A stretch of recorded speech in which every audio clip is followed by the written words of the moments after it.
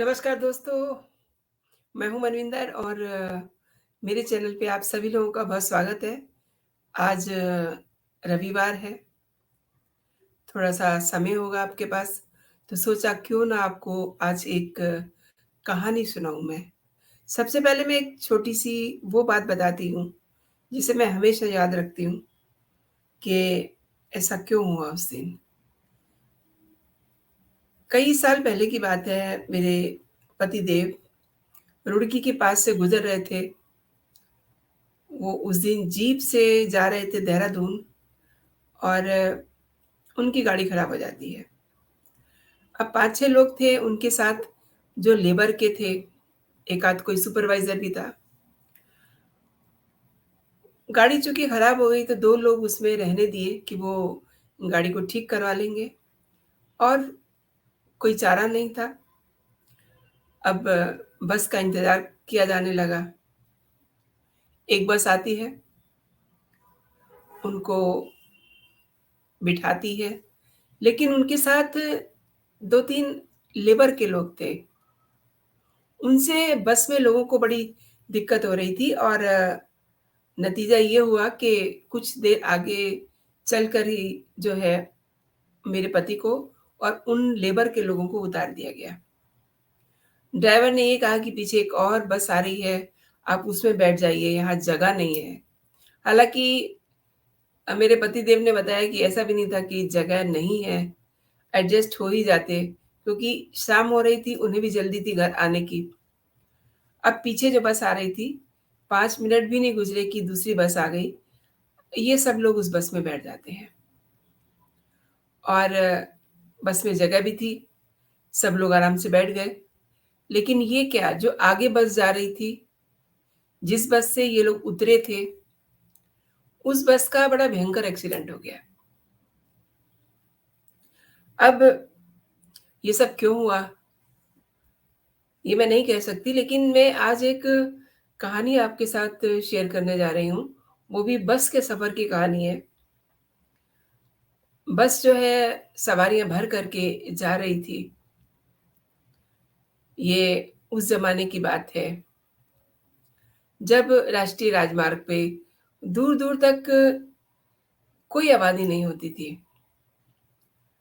बस चलती है रात को भर कर के सवारियाँ और दूसरे दिन उन्हें मंज़िल तक पहुँचना था। करीब 2 घंटे हुए होंगे कि ज़बरदस्त बरसात शुरू हो जाती है और ये धीरे-धीरे जो बरसात शुरू होती है, ये तूफ़ान का रूप ले लेती है।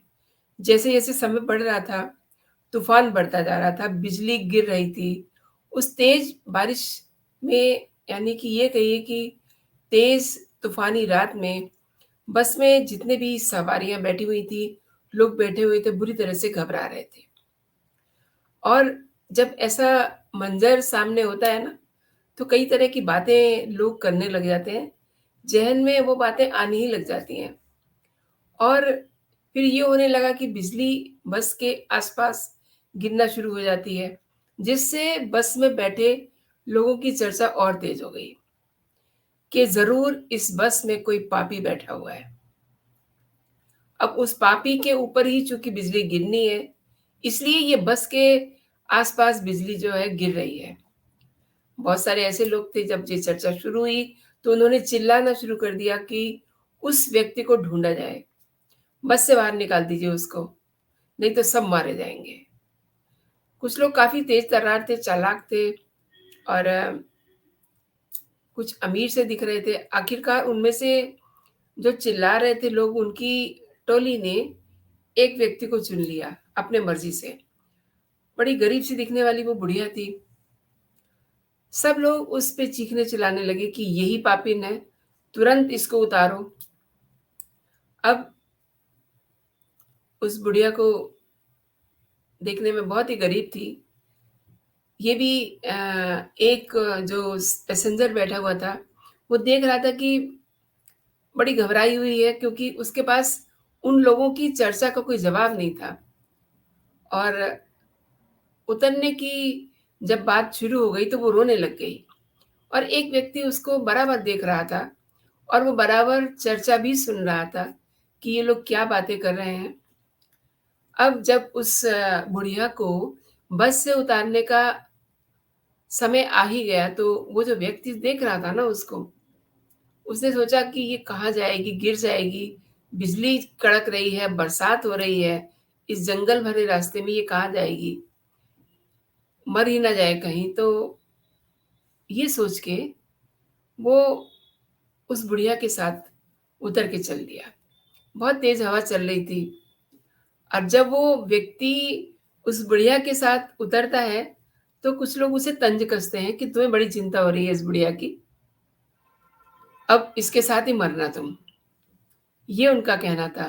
चुपचाप से वो व्यक्ति भी क्योंकि उसके अंदर दया भाव था, शायद से इसी वजह से वो उस बुढ़िया के साथ उतर गया। तूफ़ानी रात, दूर-दूर तक जंगल में कहीं रोशनी नहीं, आबादी नहीं और भगवान पे भी उस व्यक्ति को बड़ा गुस्सा आ रहा था कि ये कैसी दुनिया बनाई है। कुछ लोग कमज़ोर को ही सताते हैं, जैसे इस बुढ़िया को सता रहे हैं। अंदर से वो खुद भी डर रहा था। अब उतर आए, देखा कि थोड़ी ही दूर बस गई कि बिजली उस बस पे गिर गई और पूरी बस जल के राख हो गई। सब लोग उसके अंदर जल गए। अब आप सोच सकते हैं कि जिस बस पे बिजली गिर जाए उसका क्या हाल होगा। ये कहानी आज मुझे सुबह व्हाट्सएप पे मेरे एक सहयोगी रहे हैं हिंदुस्तान में, वो मुझे वैसे तो रोज़ ही कोई न कोई एक अच्छी-सी कहानी भेजते हैं।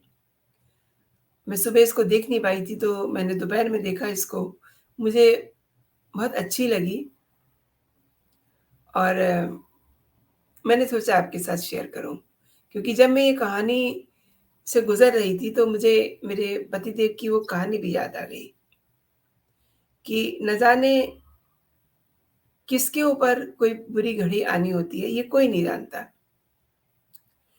और आप ये देखिए कि किसी पर दया आपकी जागती है, उस भाव में उस दया को आप किस तरीके से मोटिवेट करते हैं, आप उसके साथ हो जाते हैं और ये नहीं सोचते कि जो अंदर बस में लोग कह रहे हैं या दूर खड़े लोग जो कह रहे हैं, वो शायद सच ही हो जाएगा। लेकिन अगर आपके अंदर दया है ना, तो आप उस बुढ़िया जैसे किसी भी व्यक्ति के साथ हो जाते हैं। क्योंकि बस के सारे लोग उसको पापी कह रहे थे, लेकिन उस व्यक्ति का मन नहीं माना उसको पापी कहने के लिए और शायद अगर वो अपनी दया को अपने अंदर ही रखता और सोचता रह जाता कि ये बुढ़िया उतर रही है, उसका क्या जा रहा है? तो शायद वो ये कहानी कहने के लिए ज़िंदा नहीं होता। दोस्तों, ये कहानी वैसे कुछ भी नहीं है, छोटी-सी एक बात है, लेकिन एक मैसेज देती है कि दया भाव जो है ना, वो कभी भी, किसी भी पल आपसे जुदा नहीं होना चाहिए। क्योंकि जब हमारे अंदर दया नहीं होती ना, तो हम इंसान नहीं होते। हम हमें किसी को पापी कहने का अधिकार नहीं है। हम जज नहीं हैं, हमें किसी को जज नहीं करना चाहिए। किसी को पापी या बुरा या गंदा या बुरा कह कर के हम उससे एक बुरी फ़ील रखते हैं उसके प्रति। लेकिन अब देखिए उसका परिणाम भुगतना पड़ता है। तो दोस्तों ये छोटी-सी कहानी आपको कैसी लगी? मुझे आप ज़रूर बताइएगा और मेरे कमेंट सेक्शन में अपनी राय ज़रूर दीजिएगा। फिलहाल इतना ही दोस्तों, आज आप अपना संडे एन्जॉय कीजिए। जय हिंद, जय भारत।